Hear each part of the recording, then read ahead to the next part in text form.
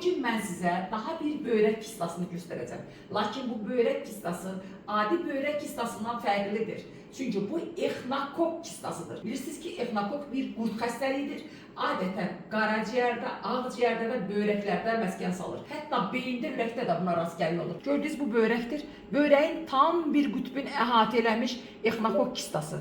Baxın, paycıqlardan ibarət. Bir payı, iki payı və nəhayət böyük payı. Ümumilikdə götürəndə ümumi kistaların ümumi ölçüsü 79, yəni uzi ölçüsünü deyirəm. Təbii katedə bu daha böyük olacaq. 69 millimetrə gəlib çıxır.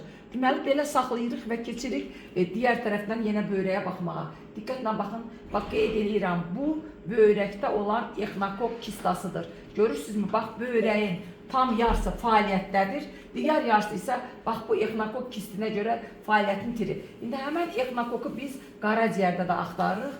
Mən də axtarıb onu qaraciyərdə də olub-olmamayacağım. Bu da qaraciyərdə olan exnakok kistidir. Qanlanmadı. Bu da qaraciyərdə olan exnakok kistidir. Yəni ölçülərini deyirəm, qaraciyərdə kiçik ölçülü bir kistdir. 25 vurulsun 22 mm olan exnakok kisti qaraciyərinizdə var. Eyni zamanda öd kisənizdə də var. Baxın, göstərdim. Çox sərtliklə tutdum bunu mən. Gəlmişəm qabırğa arasından tuturam. Böyrəyə dəxli yoxdur bunun. Qaraciyərdə balaca bir kist, exnakok kisti. Qaraciyərin 7-8-ci segmentində exnakok kisti. Buna görə mən qaraciyərin digər paylarına da baxıram. Qaraciyərin digər payında da, yəni sol payında da balaca bir exnakok kisti var. 12 mm ölçüdə də sol payda exnakok kistası var.